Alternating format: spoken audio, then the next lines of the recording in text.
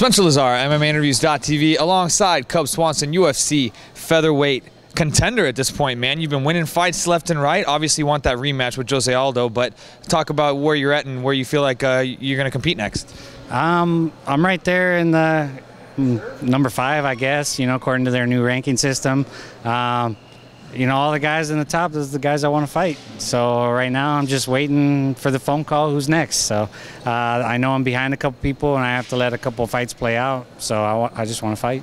Frankie Edgar came out and said that he wanted to fight you. Did you look at that as a good thing, that a guy like that who's very well known and a champion at lightweight before wants to get in there against you? Yeah, I took it like in a way of respect and disrespect. Just the way he said it, I wasn't too thrilled. I'm not in high school anymore. I don't care about people calling me out. We're gonna fight regardless. So my whole thing was, if that's the UFC wants me to fight, then I'll fight him.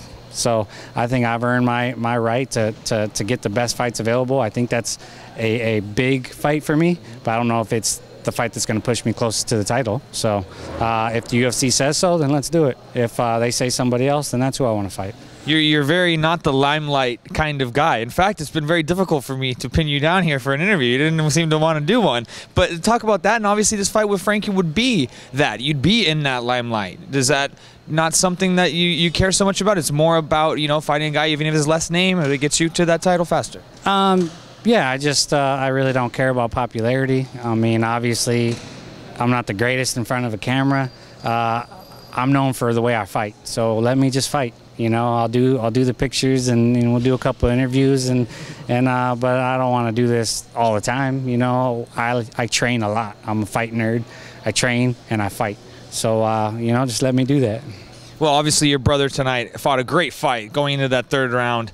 Got caught in a triangle, a little bit tired late. Talk us through his fight right now. He obviously has all the skills though, to move forward in the sport. Oh, of course. The hard part is his last 6 fights, he's finished all his guys in the 1st round. So we knew this was the tough fight, and the UFC knew about it. They said it was a tough fight, and I feel like that's what he needed right now. And he had the fight won a few times, and that's just going to be experience. Like I got 24 fights. That was his 11th. So. He's going to gain experience, he's going to get better, and ultimately we want him to be prepared so that when he gets to the UFC, he's taking people out. I mean, that was definitely UFC skill level. We just need to fix a few things, and he's going to be the man at 125. Yeah, it's kind of crazy in this sport sometimes where a loss like that can actually be your biggest gain. Yeah, I don't see that loss as a terrible thing. It was a great fight back and forth. He almost knocked the guy out a few times, more than a few times. I mean, he's, in my opinion, the hardest hitting 125er out there. So he almost hits as hard as me, and I'm a 145er. So as soon as we fix some things and get him a little bit more experience, he's going to be the man. Definitely saw shades of you in there with him mixing it up. He's very technical, but also comes with some big overhands and some other unorthodox type of stuff that I guess we see out of a lot of the guys out there at Jackson's.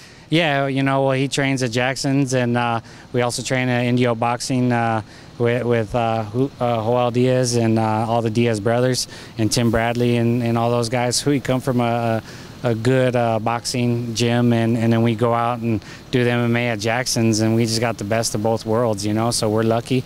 And, the sky's the limit for both of us. Talk about Anthony Pettis getting the title shot there against Jose Aldo, coming down from lightweight and getting an immediate title shot. Were you at all upset by that? It is what it is. I really don't, not going to care, Like, I wasn't about to get a title shot right away, so it's not like it was taken from me. It's just another big name to the division. It adds credibility to the division. I just knew I was going to have to wait a little longer if I keep winning. So, but that's stuff in the future, and I can't look ahead that much. I even considered moving down to 135 and fighting Barao. That's a win, a fight that I think I could win for sure. A good matchup. I just didn't know if I wanted to kill myself. I've even thought about taking fights at 55 just because I think I match up good against a lot of those guys. So I just, I've been fighting for a long time, and I'm having fun right now, so I just want the good fights, I don't want somebody who's going to not fight me. You know, I want someone who wants to go in there and throw on a show and fight a good fight for the fans. That's what I'm about. Dustin certainly did that. I mean, talk us through that fight. Obviously, one that you really took control of in the third round. Yeah, you know, that kid is tough as nails. I felt that I was, at this point in my career, that I just a little bit more experienced and a little bit more sharp, and he reminded me of myself a few years back, so that's what I wanted to play on. You know, I just wanted to take the fight to him, you know, be a little unpredictable, change things up, and I didn't even fight as good as I would have liked. I think he was tough, and he was a little awkward in some areas, so luckily I made some adjustments in the third and really showed that I won. Well, it was a great fight, man, and look forward to seeing this man in the octagon again. Cub Swanson, check out his brother as well, Steve Swanson. Lost tonight, but definitely a skilled fighter and one to look for in the future. I'm Spencer Lazara. You're watching MMAinterviews.tv.